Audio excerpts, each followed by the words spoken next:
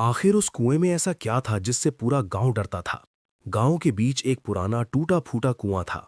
गांव के लोग कुएं के पास जाने से डरते। कुआं दिन भर बिल्कुल शांत रहता, लेकिन जैसे ही रात के 2 बजते उसमें से अजीब आवाजें आती थीं। कुएं से कुछ दूरी पर रखू नाम का एक जवान लड़का रहता था। एक रात को हल्की हल्की हवा चल रही थी। झाड़ियों से सरसराहट की आवाज आ रही थी। अचानक कुएं के अंदर से पानी हिलने की आवाज आती है। रघु घबराकर उठ जाता है। वो खिड़की से कुएं की तरफ देखता है। कुएं के अंदर से हल्की रोशनी चमक रही थी। रघु पूरी रात सो नहीं पाया। सुबह रघु सबको बताता है। लोग डर जाते हैं। सबके चेहरे पर डर साफ दिखाई देता है। एक बुढ़ी दादी धीरे से बोलती है, ये आवाज हवा की नहीं, ये उन आत्माओं की है जिन्होंने जिंदा रहते हुए किसी को मदद नहीं की। रघु का मन बेचैन हो जाता है। वो फैसला करता है, आज रात सच जान कर रहेगा। रात के 2 बजे फिर से कुएं से अजीब आवाज आने लगती है। रघु हाथ में लालटेन लेकर कुएं के पास जाता है। रघु कुएं में झांकता है, लेकिन कुएं के अंदर काफी अंधेरा होने के कारण उसे कुछ भी साफ दिखाई नहीं देता। वह रस्सी को बाल्टी में बालकर धीरे से कुएं में डालता है। जैसे ही बाल्टी पानी छूती है, आवाज बंद हो जाती है। रघु बाल्टी को ऊपर खींचता है। बाल्टी आधी पानी से भरी होती है और आधी काली मिट्टी से। बाल्टी से बदबू आ रही थी। रघु घबरा जाता है और थोड़ा पीछे हो जाता है। कुएं के अंदर से फिर धीमी आवाज आती है, लेकिन इस बार आवाज एक नहीं, कई लोगों की लगती है, जैसे पुरानी यादें गूंज रही हों।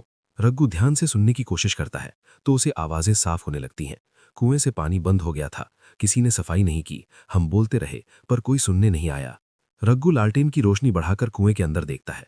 उसे पानी के ऊपर पेड़ों की टहनियां, टूटी रस्सी और सूखे पत्ते तैरते हुए दिखाई देते हैं। तभी पीछे से दादी आ जाती है। रघु को कुछ समझ नहीं आ रहा था कि क्या हो रहा है।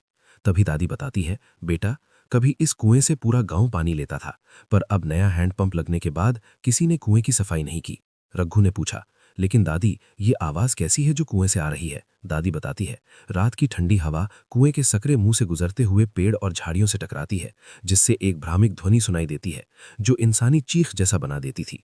रघु ने पूछा, लेकिन दादी, आपने तो सुबह बोला था कि आवाज आत्माओं की है। दादी मुस्कुराते हुए बोली, मैंने ऐसा इसीलिए बोला जिससे लोग डर जाएं और कुएं को ना तोड़ें।